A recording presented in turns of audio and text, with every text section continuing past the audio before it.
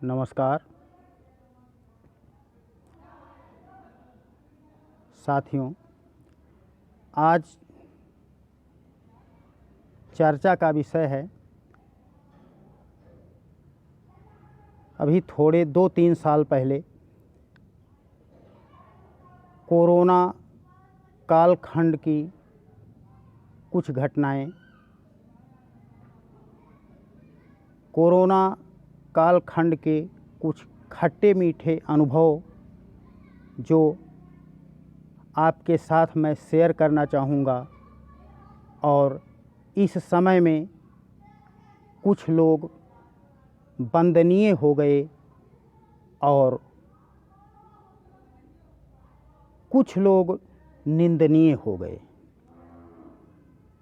वंदनीय कौन हुआ?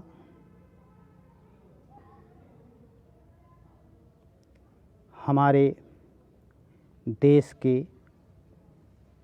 माननीय प्रधानमंत्री जी, यशस्वी मुख्यमंत्री योगी जी और जितने भी शासन प्रशासन के लोग थे, सभी लोगों की कोरोना कालखंड में अहम भूमिका थी। पुलिस वालों को अक्सर लोग अच्छी निगाह से नहीं देखते थे, लेकिन पुलिस वालों की भी भूमिका प्रशंसनीय रही। बात अगर हम करें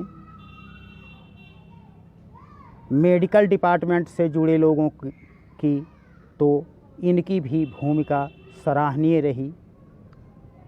और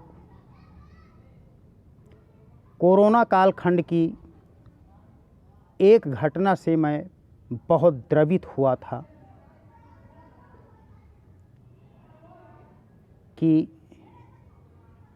कोरोना से पीड़ित 2 मरीज एक ही अस्पताल में एडमिट थे, एक ही वार्ड में थे और दोनों का अगल बगल बेड था। एक की उम्र 70-75 वर्ष रही होगी और दूसरे की उम्र 25-30 वर्ष की रही होगी। इस समय में दुर्भाग्यवश ऑक्सीजन की बड़ी शॉर्टेज चल रही थी और मात्र ऑक्सीजन की ज़रूरत दोनों को थी। 75 वर्ष वाले उम्र मरीज को और 25-30 वर्ष की उम्र जिस मरीज की थी, दोनों को थी ऑक्सीजन की ज़रूरत। जबकि 75 वर्ष वाले मरीज को ऑक्सीजन लगा हुआ था और 25 वर्ष वाले मरीज को ऑक्सीजन की सख्त ज़रूरत थी और ऑक्सीजन था नहीं उपलब्ध, उसकी जान खतरे में थी। तो एक मरीज जो 75 वर्ष का था, उसने अपना ऑक्सीजन बगल वाले मरीज को दे दिया और कहा, मैं तो 75 वर्ष का हूँ, अब मुझे कितने समय तक ज़िंदा रहना है और इसकी उम्र कम है, इसको बचा लीजिए।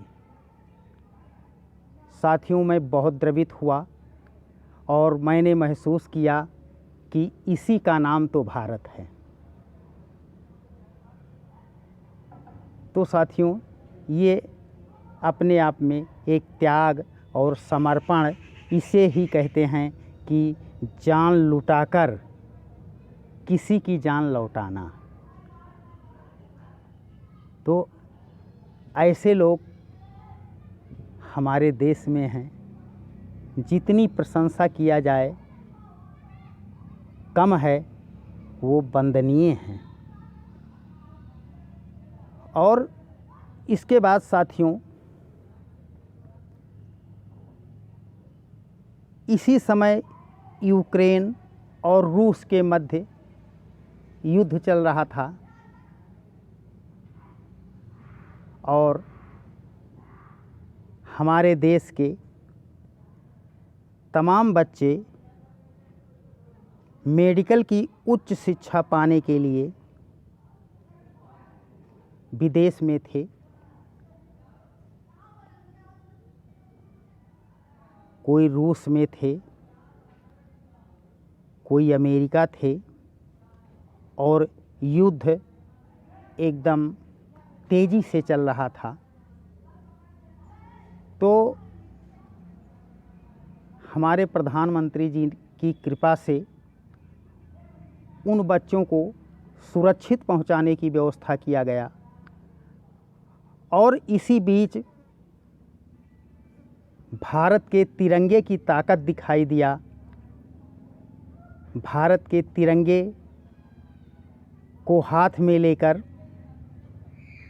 अन्य विदेशी लोग भी वहाँ से अपनी जान बचाकर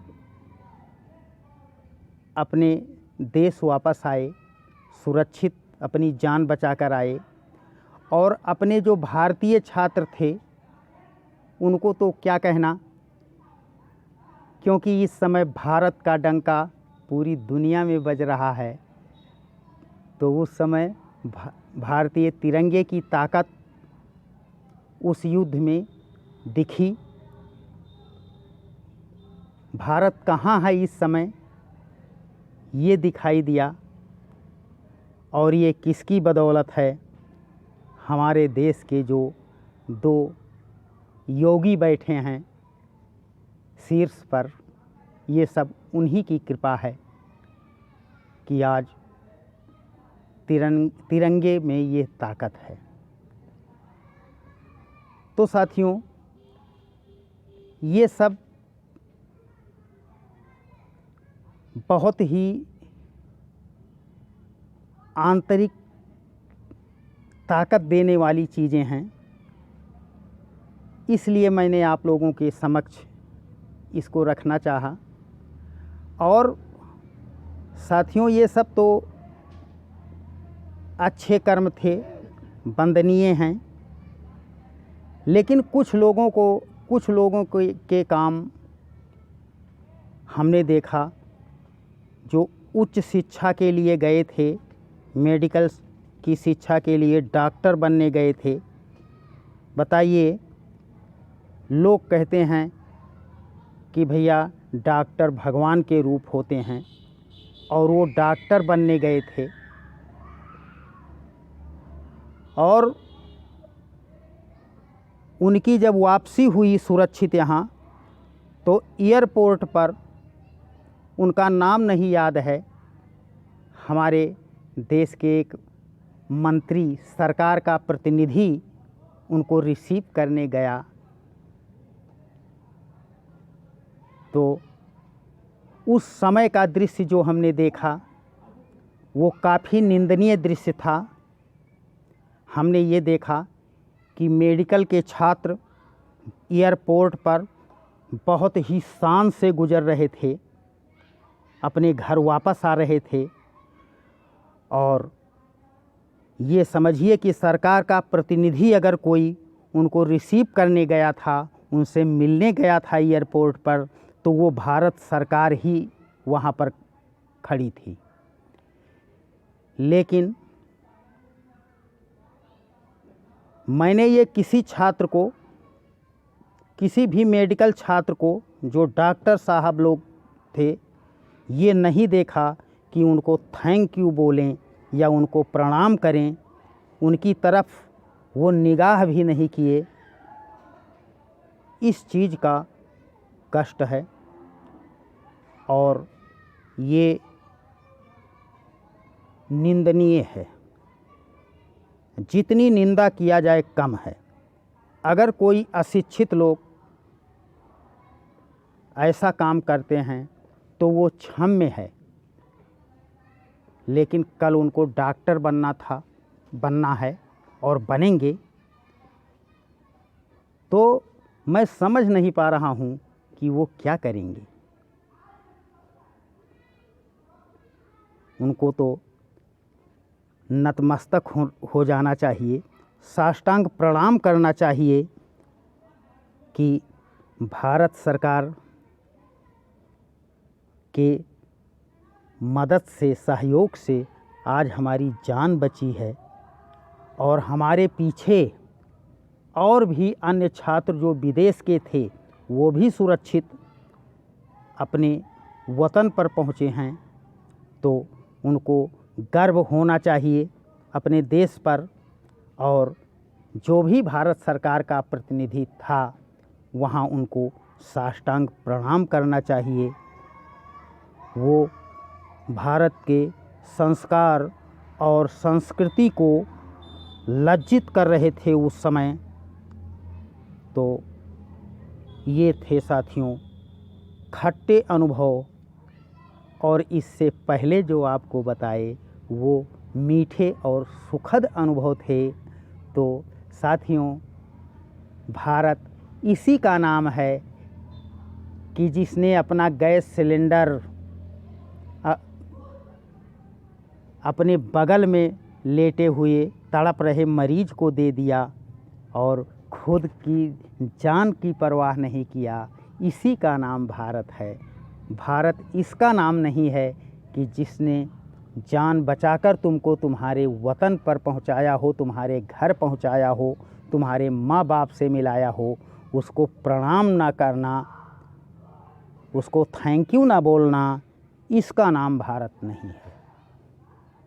तो साथियों ये रहा कोरोना कालखंड के कुछ खट्टे मीठे अनुभव, और इसमें बहुत शिक्षाएं थी, इसलिए आप लोगों के सामने रखना चाहा। अगले वीडियो में पुनः आपसे मुलाकात होगी, तब तक के लिए नमस्कार।